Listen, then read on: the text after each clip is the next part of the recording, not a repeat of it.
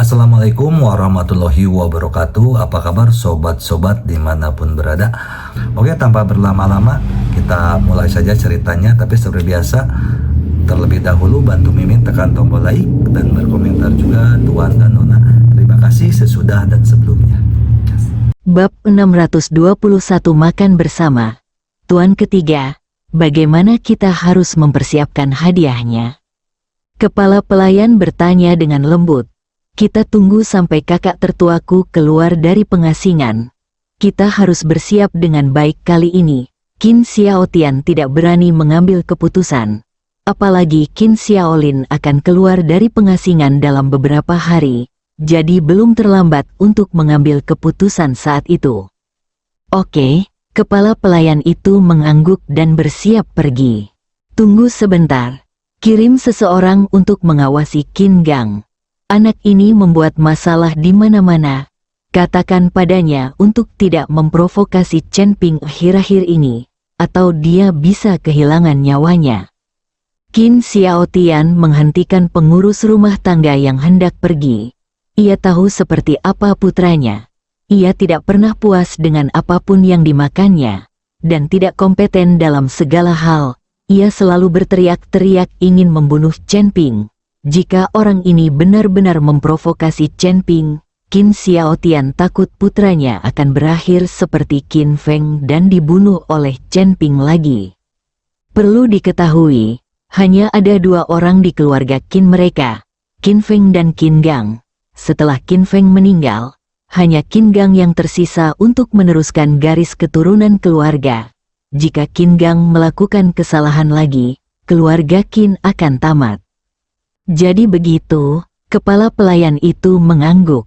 Keesokan paginya, Chen Ping berencana untuk tidur karena ia tidak memiliki energi spiritual untuk berkultivasi dan tidak ada kegiatan lain. Sayangnya, telepon berdering. Ternyata Su Yuqi yang menelepon, menanyakan Chen Ping apakah ia ingin pulang. Chen Ping tidak punya pilihan selain berbohong dan mengatakan bahwa orang-orang dari desa Miao belum tertangkap dan dia harus tinggal di Kyoto karena ada beberapa hal yang tidak bisa diceritakan Chen Ping kepada Su Yuqi. Panggilan telepon itu berlangsung lama. Jelas sekali Su Yuqi merindukan Chen Ping. Ia sudah memikirkannya setelah beberapa hari tidak bertemu. Menjelang tengah hari, bel pintu kamar Chen Ping berdering dan Chen Ping menutup telepon. Saat aku membuka pintu, ternyata itu Bai Zantang yang sedang memegang tas kulit ular di tangannya. Tuan Chen, ini beberapa tanaman obat yang saya beli dengan harga tinggi. Kakek saya tahu bahwa Tuan Chen membutuhkannya untuk budidaya, jadi beliau meminta saya untuk membawanya. Bai Zantang membuka tas kulit ular itu, dan di dalamnya terdapat beberapa Ganoderma lucidum, ginseng, dan barang-barang lainnya yang berusia lebih dari 100 tahun. Melihat hal-hal ini, hati Chen Ping tidak banyak berfluktuasi. Dengan tingkat kultivasinya saat ini, ramuan obat di hadapannya tidak banyak membantu kultivasinya. Ia membutuhkan lebih banyak energi spiritual. Namun, Chen Ping masih sangat tersentuh oleh kebaikan keluarga Bai. Jadi setelah mengambil tas kulit ular, dia berkata kepada Bai Zantang, "Terima kasih Tuan Bai untukku." "Tuan Chen, sama-sama.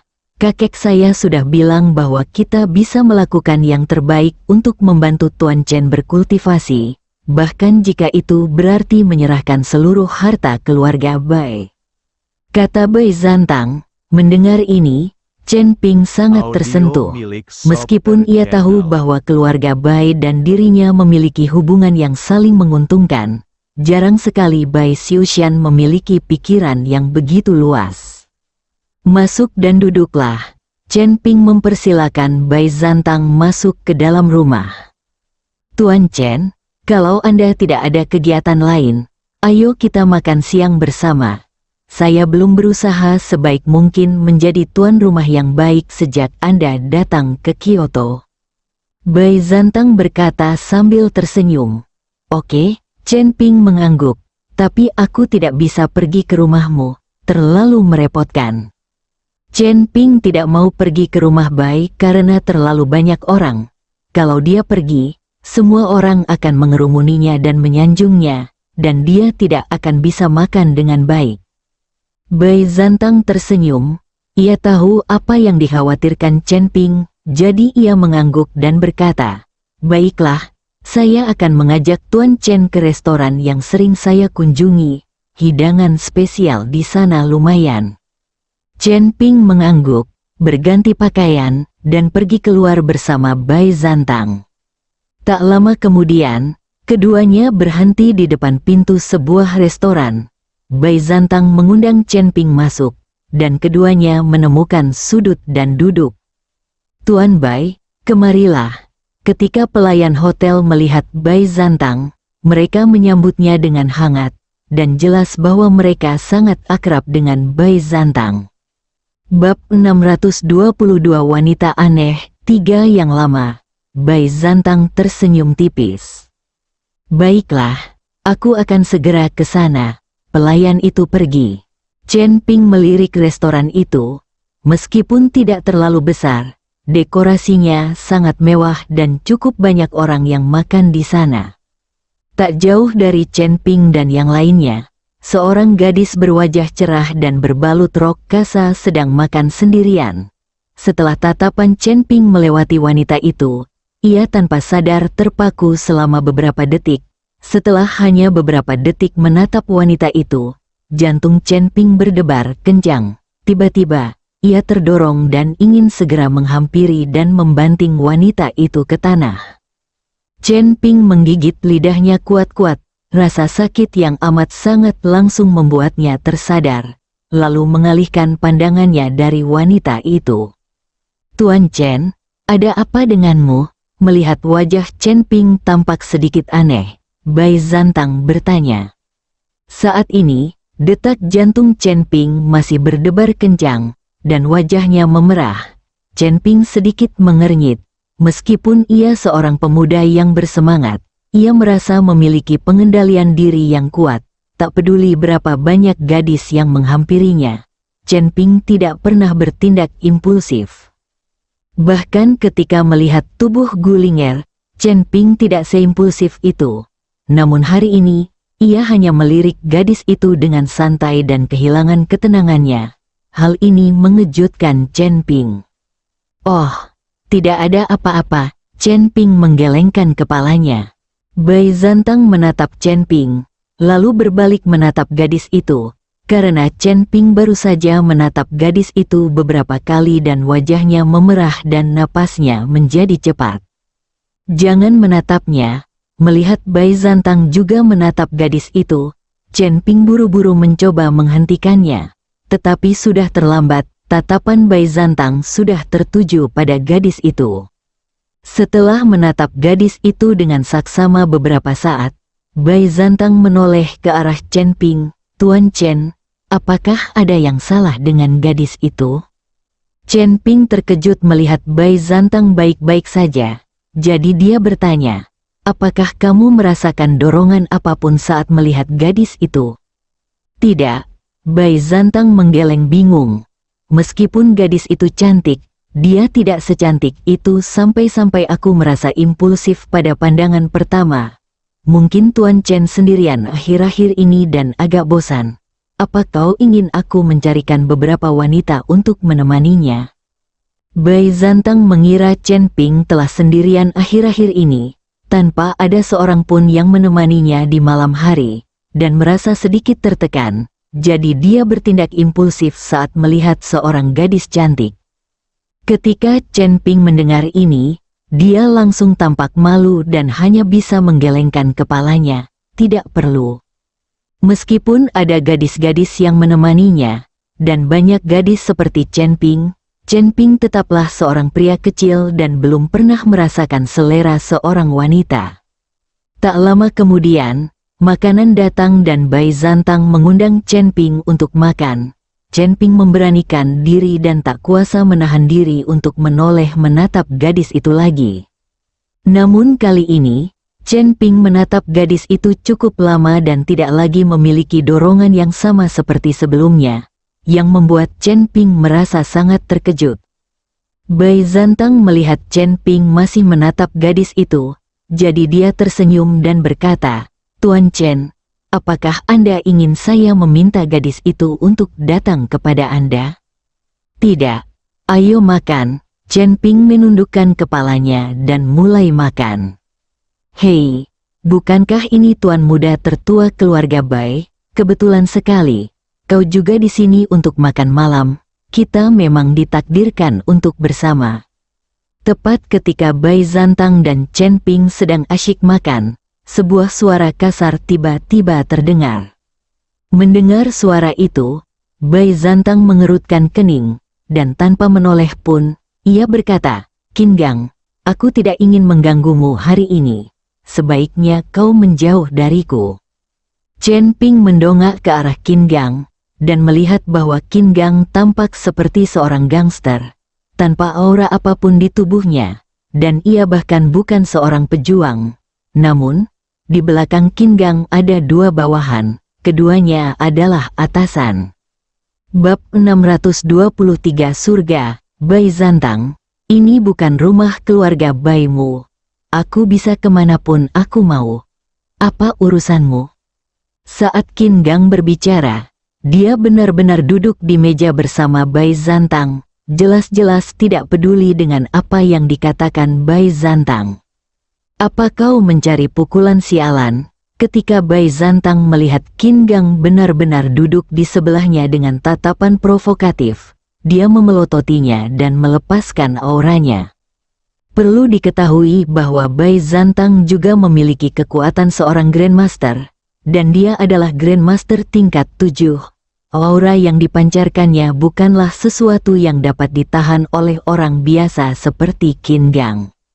Namun, Qin Gang tampak tidak takut sama sekali. Tepat ketika aura Bai Zantang menekan ke arah Qin Gang, dua orang yang tadinya berada di belakang Qin Gang tiba-tiba mengeluarkan aura. Kedua aura itu langsung bertabrakan, dan kekuatan tumbukan yang dahsyat membuat tubuh Bai Zantang bergetar hebat. Wajah Bai Zantang berubah, dan ia menatap dua orang yang dibawa Qin Gang. Jelas sekali bahwa kekuatan kedua orang ini tidak lebih rendah dari Bai Zantang. Pantas saja Qin Gang berani bersikap begitu sombong. "Bai Zantang, aku hanya ingin mampir dan minum denganmu. Apa perlu segugup itu?" tanya Qin Gang, lalu menuangkan segelas anggur untuk dirinya sendiri. Lalu ia menatap Chen Ping dan berkata, "Orang ini tampak asing. Kamu dari mana?" Qin Gang tidak mengenal Chen Ping, jadi dia menanyakan pertanyaan ini. Namun saat ini, Chen Ping mengabaikan Qin Gang dan bahkan tidak memandangnya. Sebaliknya, ia memusatkan seluruh perhatiannya pada gadis itu, karena saat ini gadis itu masih makan dengan tenang, seolah-olah tidak terpengaruh sama sekali. "Tahukah Anda, saat Bai Zantang dan kedua petinggi keluarga Qin saling bertabrakan barusan, kekuatannya sungguh luar biasa. Tetapi gadis yang duduk tak jauh darinya tampak baik-baik saja, yang mana hal ini membuat Chen Ping tertarik padanya." Melihat Chen Ping mengabaikannya, wajah Qin Gang menjadi dingin dan dia berkata, "Sialan, aku bertanya padamu, apa kau tidak mendengarku? Apa kau tuli?" "Qin Gang, apa kau mencari kematian?" Melihat Qin Gang berani memarahi Chen Ping, Bai Zantang membanting meja dan berdiri. Melihat ini, kedua tetua keluarga Qin juga maju selangkah, menghadap Bai Zantang, dan melindungi Qin Gang di belakang mereka. Pada saat itu, banyak pengunjung restoran yang melihat kejadian itu dan minggir, bahkan ada yang malu-malu pergi. Melihat ini, pemilik toko tidak berani berkata apa-apa. Lagi pula, baik Bai Zantang maupun Qin Gang bukanlah orang yang bisa mereka sakiti. Wajah Bai Zantang tampak sangat jelek saat menghadapi dua tuan keluarga Qin. "Bai Zantang, orang ini ayahmu. Kenapa kamu begitu melindunginya saat aku memarahinya?"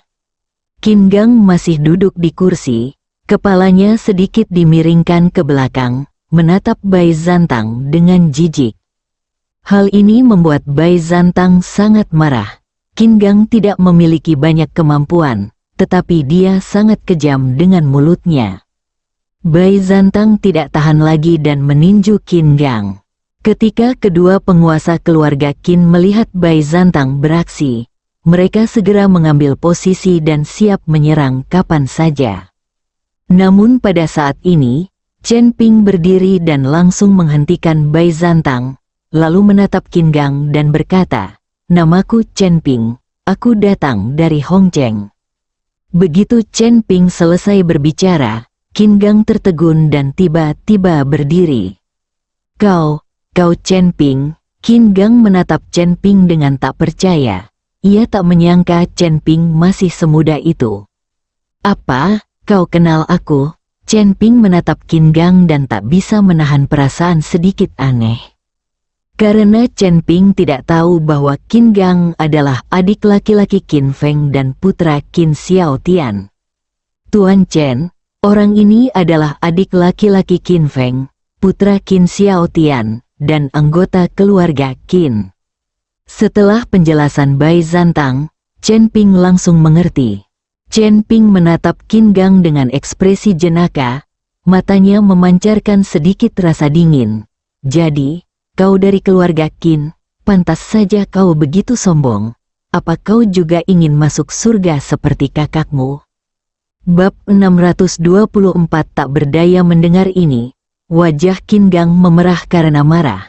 Tetapi ia tidak berkata apa-apa, ia hanya bisa memelototi Chen Ping dengan tajam.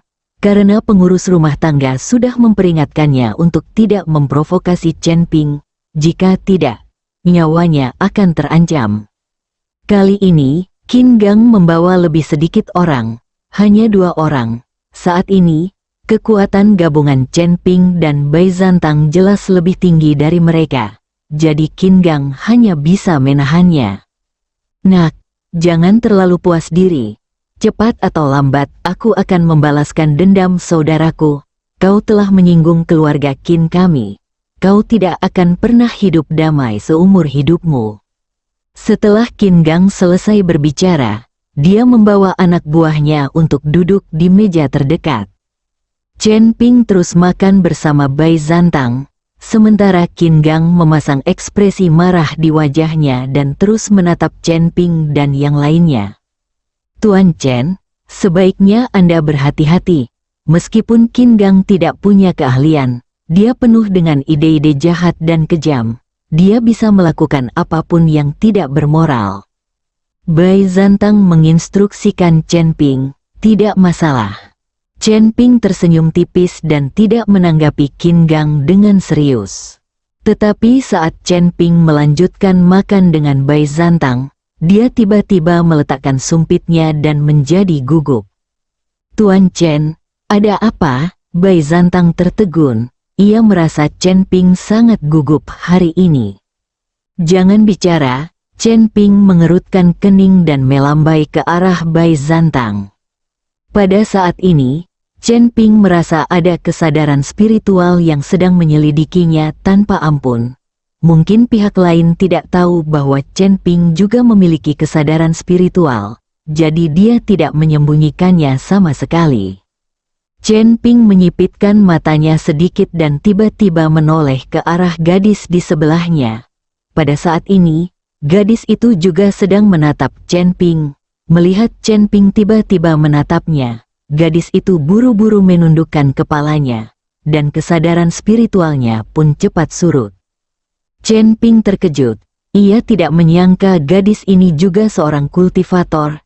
Ternyata ada jauh lebih banyak master tersembunyi di Kyoto daripada yang ia bayangkan. Tuan Chen, apakah Anda baik-baik saja?" Bai Zantang bingung. Ia tidak mengerti mengapa Chen Ping selalu menatap gadis di sebelahnya. "Tidak apa-apa, lanjutkan makannya." Chen Ping tersenyum tipis. Lalu keduanya melanjutkan makan.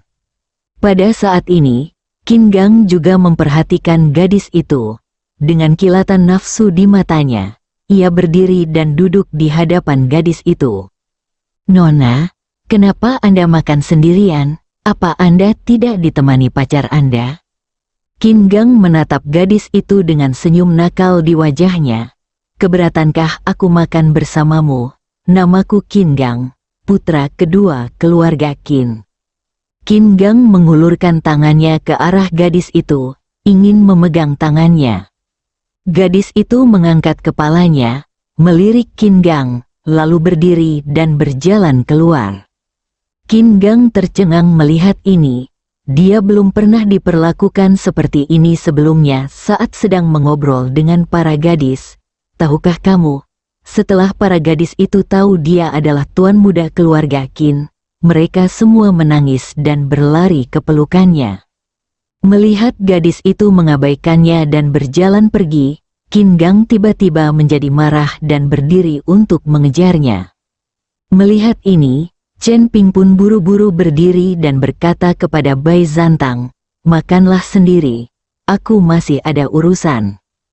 "Tuan Chen, apa yang sedang Anda lakukan? Apakah Anda ingin saya menemani Anda?"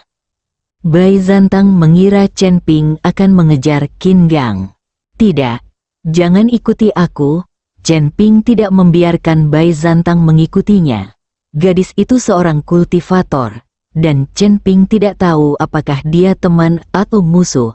Jika pihak lain seperti banteng barbar itu, dan ingin membawanya ke keluarga Long, Bai Zantang hanya akan mendapat masalah jika mengikutinya, dan Chen Ping sendiri mungkin punya kesempatan untuk melarikan diri.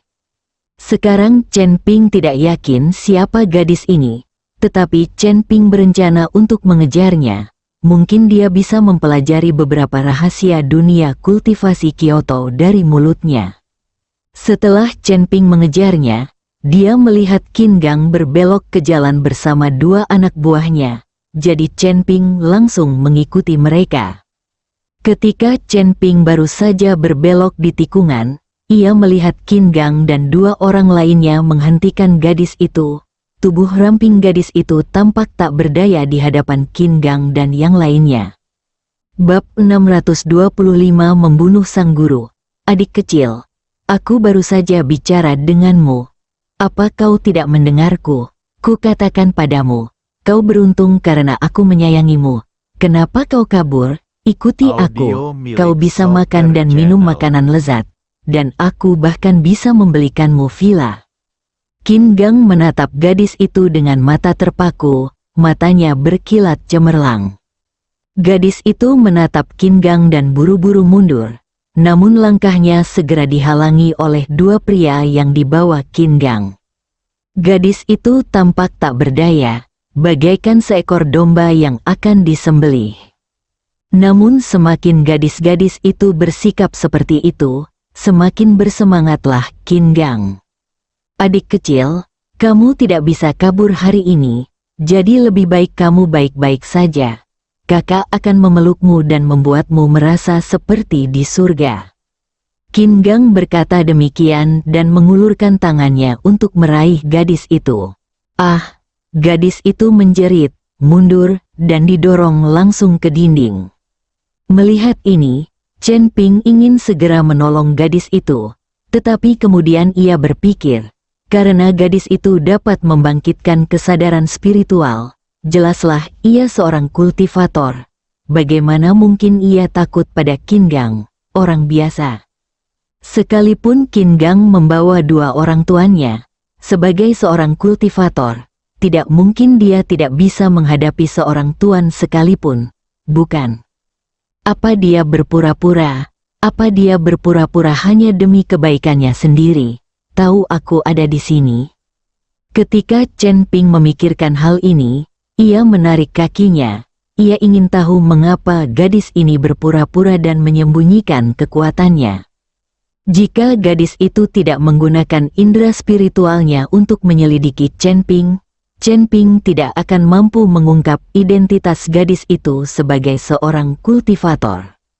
Hahaha, teriak-teriak sampai sekeras apapun, percuma saja. Siapa yang berani mengendalikanku? Qin Gang berkata dengan ekspresi puas di wajahnya. Tangan Qin Gang hendak mencengkeram gadis itu, hendak mencengkeram bagian sensitifnya. tetapi gadis itu belum bergerak, dan ada ketakutan di matanya. Chen Ping mengerutkan kening saat ini. Apakah saya salah lihat? Chen Ping mulai meragukan dirinya sendiri. Mungkinkah gadis ini bukan seorang kultivator, dan indera spiritual barusan tidak dipancarkan oleh seorang gadis? Apapun yang terjadi, Chen Ping tidak bisa hanya melihat gadis itu dihina oleh Qin Gang, jadi dia berencana untuk bergegas keluar. Namun, sebelum Chen Ping sempat bergerak, Qin Gang, yang sedang mencengkeram gadis itu, tiba-tiba berhenti. Lalu ia menatap gadis itu dan tersenyum bodoh. Air liurnya menetes ke lantai. Apakah kamu menyukaiku? Tidak ada rasa takut di mata gadis itu. Sebaliknya ada pesona yang tak terlukiskan. Aku menyukainya. Hehehe. Qin Gang menatap gadis itu seperti orang bodoh, tak bergerak. Ketika dua pelayan keluarga Qin yang mengikuti Qin Gang melihat ini, mereka tiba-tiba merasa ada yang tidak beres dan buru-buru menangkap gadis itu. Namun, hal aneh yang sama terjadi. Setelah mendekati gadis itu, kedua tuan itu tiba-tiba berhenti. Mata mereka mulai sayu, dan mereka menjadi sebodoh Qin Gang. Apakah kalian berdua menyukaiku? Gadis itu bertanya pada kedua tuannya. Aku menyukainya. Hehe. Kedua tuan itu pun berkata sambil tersenyum konyol. Oh, kalian semua suka padaku. Yang bikin aku susah, kenapa kalian gak duel aja? Aku bakal dukung siapapun yang menang. Kata gadis itu dengan ekspresi malu. Bagus.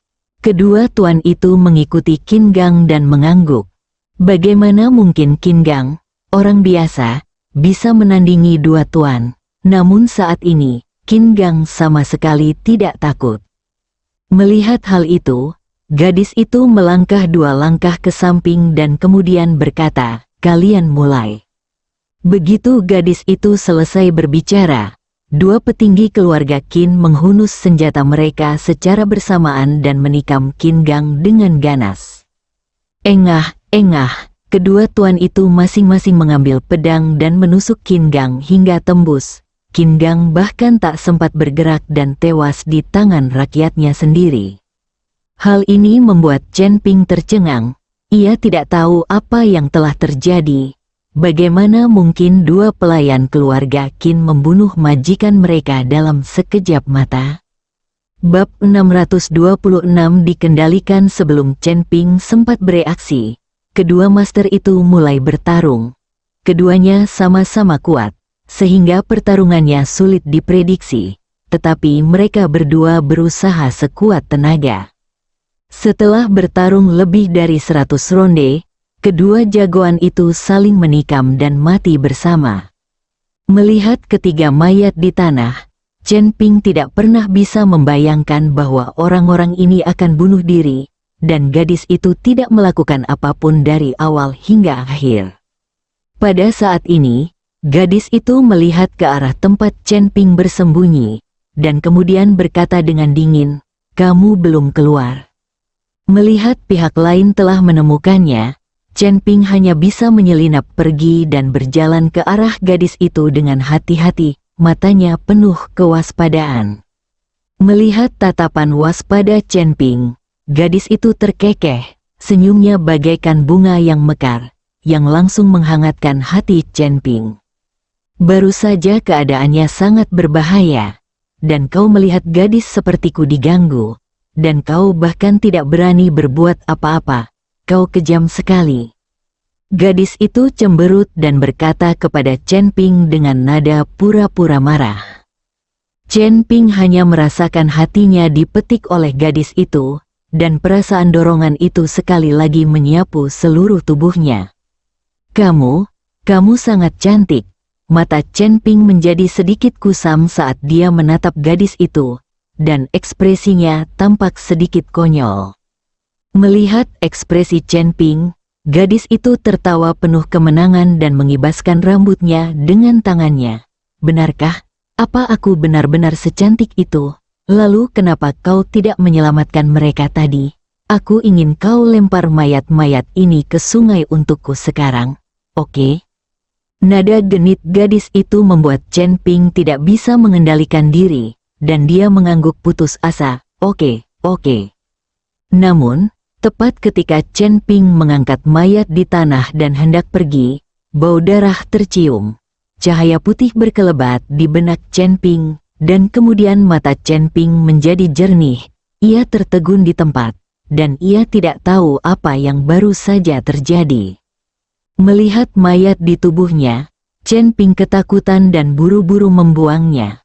Kekuatan spiritual di tubuhnya langsung meledak, melindungi tubuhnya dengan erat. Chen Ping berbalik dan menatap gadis itu. Ketika gadis itu melihat Chen Ping tiba-tiba membuang mayatnya dan berbalik menatapnya, ia pun tertegun. Ia tidak menyangka Chen Ping bisa bangun, yang membuatnya terkejut. Siapa kau? Apa yang baru saja kau lakukan padaku? Chen Ping melotot ke arah gadis itu, tangannya terkepal erat. Ekspresi terkejut gadis itu hanya sesaat. Lalu dia berubah menawan dan memutar tubuhnya saat dia berjalan menuju Chen Ping. Adik kecil, kenapa kamu begitu galak? Kamu bikin aku takut. Aku takut banget. Kalau kamu nggak percaya, lihat aja mataku. Gadis itu mendekati Chen Ping sambil berbicara. Chen Ping hanya melirik mata gadis itu, lalu ia kembali linglung. Tangannya yang terkepal mengendur, dan pikirannya kosong. Melihat Chen Ping kembali linglung, gadis itu mendengus dengan nada menghina, lanjutkan menyelesaikan apa yang belum kau selesaikan dan buang mayatnya. Ya, Chen Ping mengangguk, membungkuk dan membawa mayat itu lagi. Tepat ketika Chen Ping hendak pergi dengan mayat di punggungnya, sebuah bayangan hitam tiba-tiba melintas dan datang tepat di sampingnya. Sebuah tangan menepuk lembut puncak kepala Chen Ping. Chen Ping menggigil seluruh tubuhnya, lalu tersadar. Ketika ia melihat mayat itu di punggungnya lagi, raut wajah Chen Ping berubah drastis. Dia tidak tahu kapan dia jatuh ke dalam perangkap dan dikendalikan oleh gadis itu. Chen Ping buru-buru membuang mayat itu, lalu melihat ke arah orang di sebelahnya, dan mendapati bahwa orang itu adalah Long Wu, yang telah menyelamatkan nyawanya dan memberinya pil penguat tubuh. Pada saat ini, Long Wu menatap gadis itu dengan wajah dingin, dan setelah melihat Long Wu, gadis itu buru-buru menundukkan kepalanya dan ekspresinya menjadi sedikit takut. Meyer, sudah kubilang berkali-kali, jangan main-main di luar, atau kau akan terluka. Long Wu memarahi gadis itu. Bab 627 harus pergi. Paman Long, orang-orang ini jahat. Kalau aku tidak membunuh mereka tadi, mereka pasti membunuhku. Wu Meir berkata sambil cemberut. Bertengkar, apa Chen Ping akan menindasmu? Long Wu memelototi Wu Meiri. Aku baru saja mendengar Paman Long bilang dia sangat kuat, jadi aku ingin mengujinya, tapi aku tidak menyangka dia begitu biasa. Wu Meir menatap Chen Ping dengan sedikit rasa jijik di matanya. Lagi pula, karakter orang ini juga sangat biasa-biasa saja. Dia hanya melihatku diganggu dan tidak membantuku. Chen Ping sedang mendengarkan percakapan antara Long Wu dan Wu Meir saat itu, dan ia benar-benar bingung. Ternyata kedua orang ini saling kenal, dan Long Wu sering menyebutnya. Tetapi tampaknya kedua orang itu tidak mempunyai niat jahat terhadap saya dan tidak ingin menyakiti saya. Long Wu memandang Chen Ping. Ia tidak percaya Chen Ping adalah tipe orang yang tega melihat orang mati tanpa menolongnya. Melihat Long Wu menatapnya, Chen Ping buru-buru menjelaskan, dia hanya menggunakan indera spiritualnya untuk mendeteksiku. Aku sudah tahu dia seorang kultivator abadi, jadi aku tidak menyerangnya. Aku tahu orang-orang itu bukan tandingannya. Mendengar ini, ekspresi Long Wu langsung berubah lebih buruk. Meyer, siapa yang menyuruhmu menggunakan indera spiritualmu pada Chen Ping? Jika kau memengaruhi pikirannya, itu akan menjadi kesalahan besar. Melihat ekspresi Long Wu, Wu Meir sepertinya tahu bahwa dia salah. Dia menundukkan kepalanya dan tidak berani berbicara lagi. Pada saat ini, tiba-tiba terdengar suara langkah kaki. Long Wu mengerutkan kening dan menarik Wu Meir dan Chen Ping ke samping, sambil berkata, "Ini bukan tempat untuk bicara. Seseorang datang." Chen Ping hanya merasakan tubuhnya menegang, lalu ia mendengar desiran angin di telinganya. Ketika ia bereaksi, ia mendapati dirinya berada di sebuah taman kecil. Chen Ping menatap Long Wu dengan heran. Meskipun kecepatan Chen Ping cepat di mata orang biasa, kecepatannya jauh tertinggal dari Long Wu. "Mengapa kamu tidak meninggalkan Kyoto?" Long Wu bertanya pada Chen Ping. Aku ingin tahu kisah hidupku." Chen Ping tidak berbohong kepada Long Wu karena dia tahu latar belakangnya sendiri, dan Long Wu mengetahuinya dengan sangat baik, jadi tidak perlu berbohong. "Segera tinggalkan Kyoto, jangan tinggal di sini, terlalu berbahaya. Bukankah sudah kubilang setelah tanggal 15 Juli asal-usulmu akan jelas?" Long Wu berkata pada Chen Ping, "Kalau begitu, bolehkah aku bertanya hal lain?" Chen Ping tahu bahwa Long Wu tidak akan menceritakan pengalaman hidupnya, tetapi masih banyak hal yang ingin diketahui Chen Ping. "Asalkan kau tidak bertanya tentang latar belakangku, kau boleh bertanya apapun, tapi setelah bertanya, kau harus meninggalkan Kyoto hari ini." Long Wu berkata dengan ekspresi serius. Chen Ping mengangguk dan mulai bertanya kepada Long Wu tentang hal-hal yang tidak diketahuinya tentang dunia kultivasi abadi. Pada saat itu, Lao Long Tu hanya mengajarkan Chen Ping metode kultivasi dan membawanya ke jajaran kultivator abadi, tetapi dia tidak memberitahunya tentang dunia kultivasi abadi, jadi Chen Ping sangat ingin tahu tentang banyak hal. Misalnya, di level saya, kultivasi sangatlah sulit karena energi spiritual langit dan bumi terlalu langka, sehingga membutuhkan sumber daya yang sangat besar untuk berkultivasi. Namun, bagaimana orang-orang di level yang lebih tinggi seperti Long Wu berkultivasi? Bagaimana para kultivator lain di dunia kultivasi abadi berkultivasi? Lagi pula, sumber daya terbatas, obat-obatan spiritual yang berusia lebih dari 100 tahun dan batu-batu spiritual semuanya sangat langka. Dan siapa gadis ini? Sihir macam apa yang dia gunakan sampai membuatku kehilangan akal sehatku tadi, dan seterusnya. Chen Ping terus-menerus mengajukan lusinan pertanyaan, yang membuat Long Wu sedikit bingung, sementara Wu Meir di samping menutup mulutnya dan terkikik.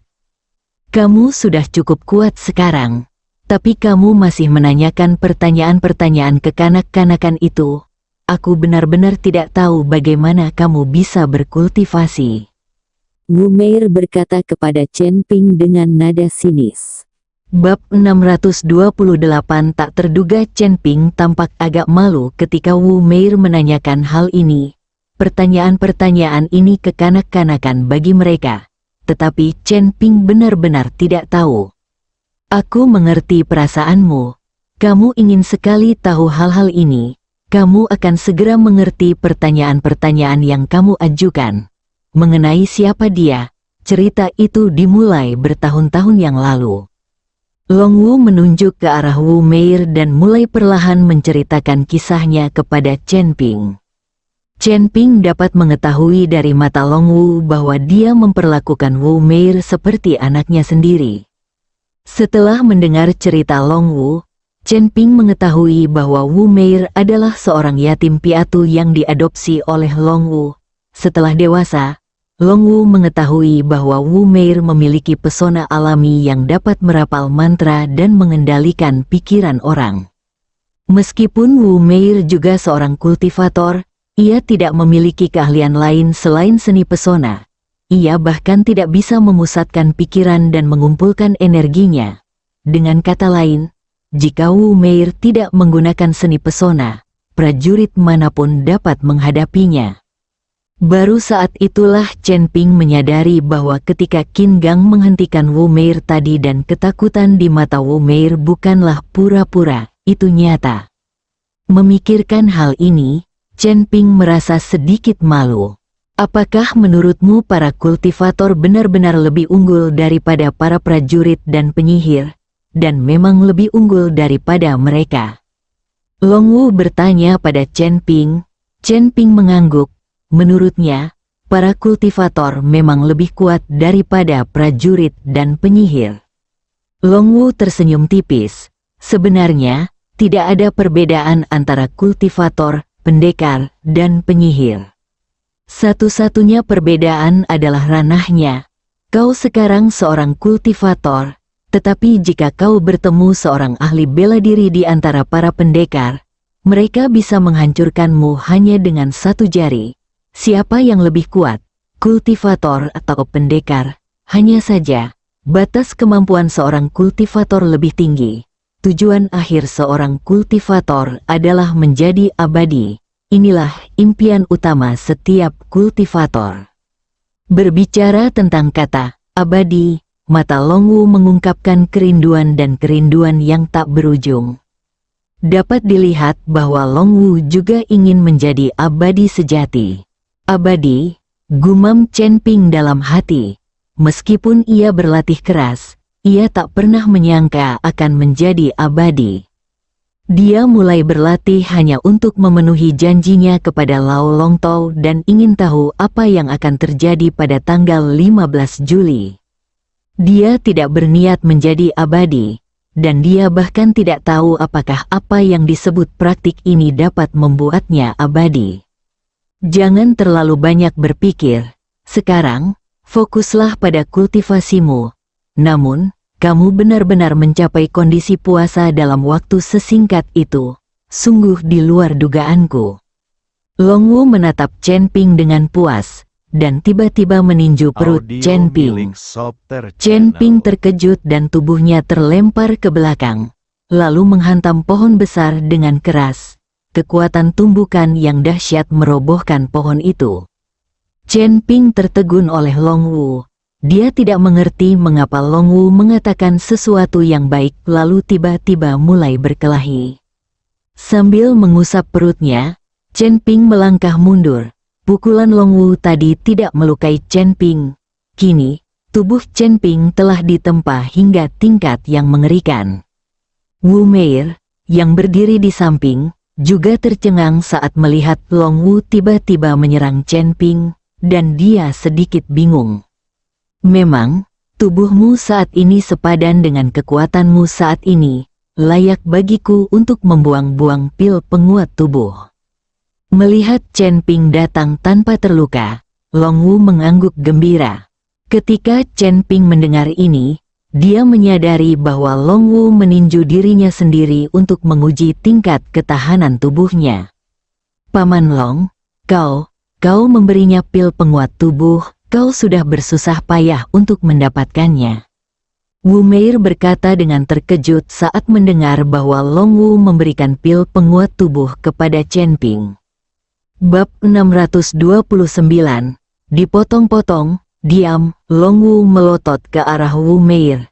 Jelas tidak ingin Chen Ping mengetahui betapa berharganya pil penguat tubuh itu. Mendengar ini, Chen Ping menatap Long Wu dengan heran. Ia selalu berpikir bahwa pil pengental tubuh adalah sesuatu yang bisa dengan mudah disempurnakan oleh seorang kultivator seperti Long Wu. Ia tidak menyangka Long Wu telah menghabiskan banyak upaya untuk mendapatkan pil pengental tubuh, tetapi malah memberikannya kepadanya. Saat ini, Chen Ping tahu bahwa Long Wu pasti ada hubungannya dengan dirinya, dan bahkan mungkin kerabatnya.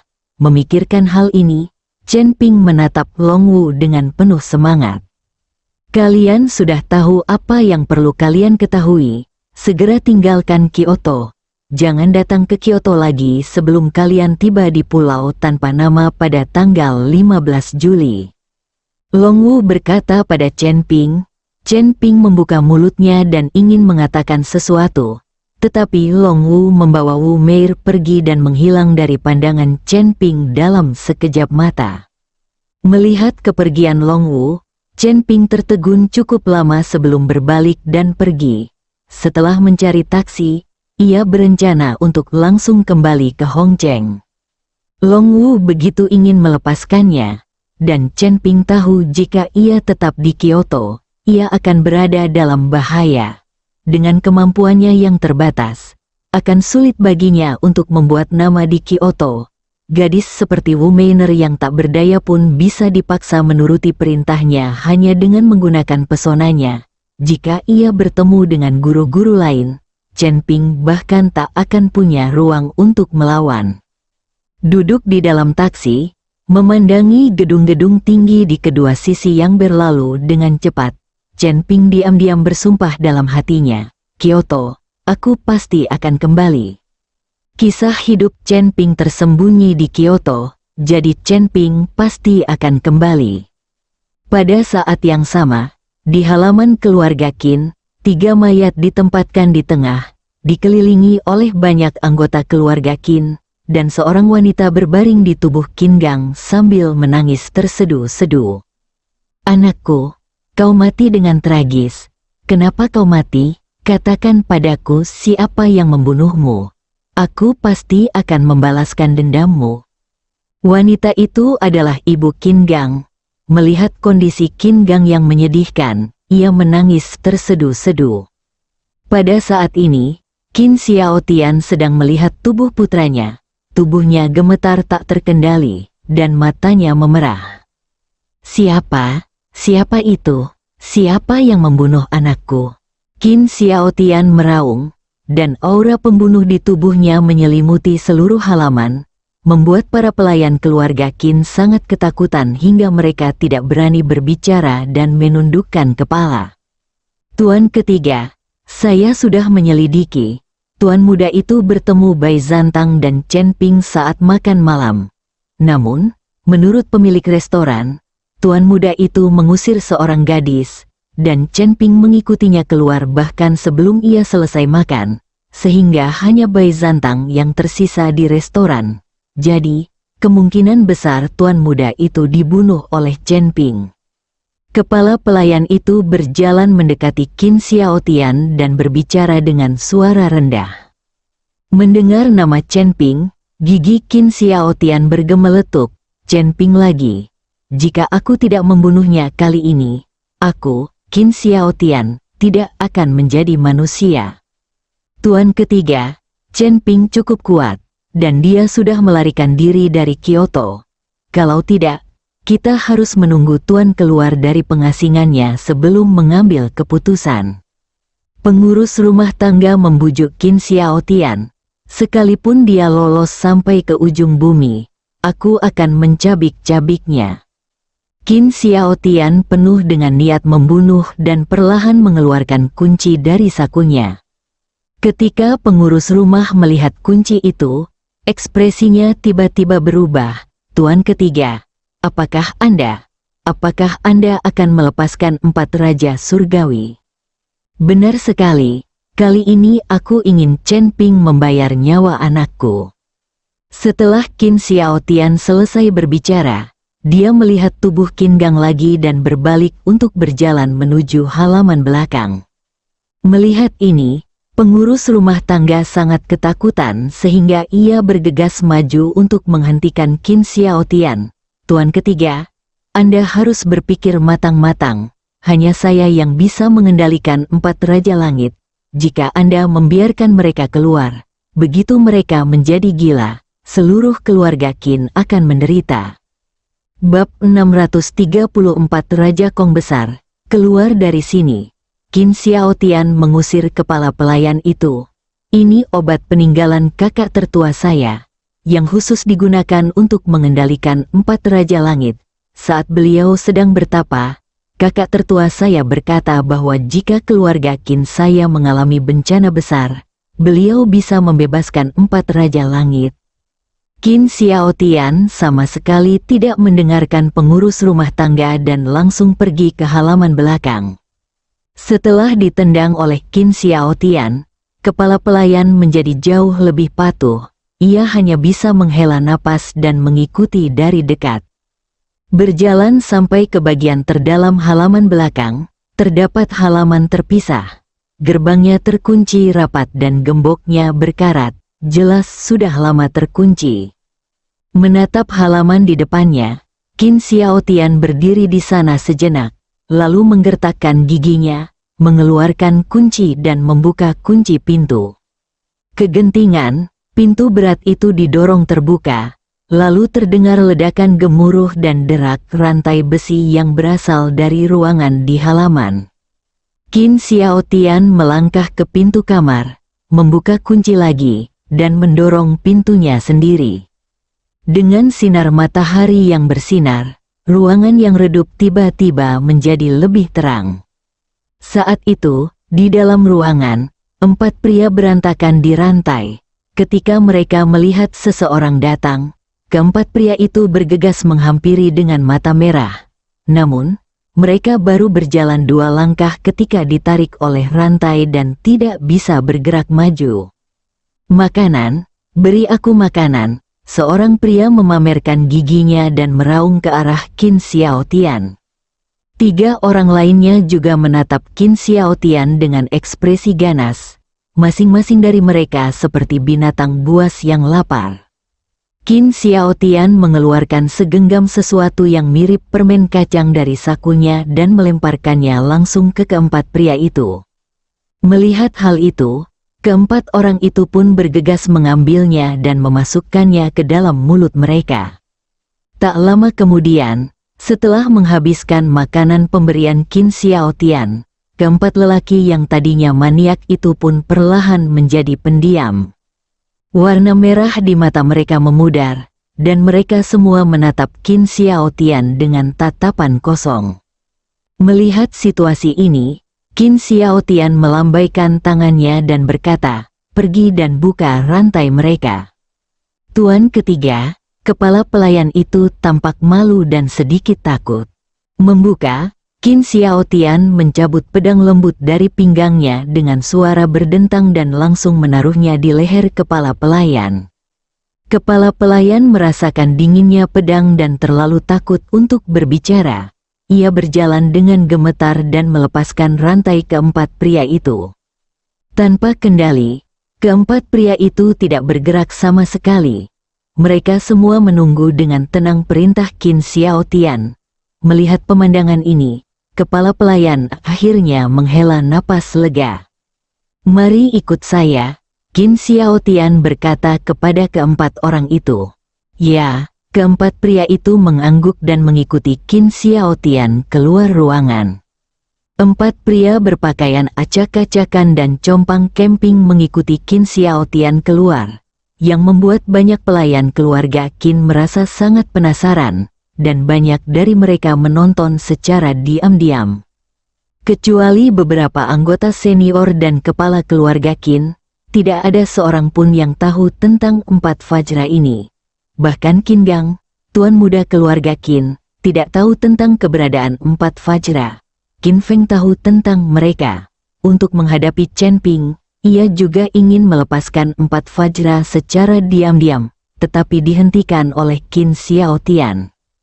Tapi sekarang, Qin Xiaotian tidak menyangka bahwa dia akan dipaksa menggunakan 4 Fajra. Di jalan pegunungan yang berliku di luar Kyoto, sopir taksi mengobrol dengan antusias dengan Chen Ping. Kesepakatan hari ini sangat menguntungkan. Ongkos dari Kyoto ke Hongcheng lebih dari 3.000 yuan, yang membuat sopir taksi sangat senang. "Anak muda, apa bisnismu? Tidak banyak orang yang naik taksi dari Kyoto ke Hongcheng. Lagi pula, kebanyakan orang tidak mau menghabiskan beberapa ribu dolar untuk transportasi. Memulai usaha kecil." Chen Ping tersenyum tipis dan berkata dengan santai kepada sopir taksi, "Bersambung."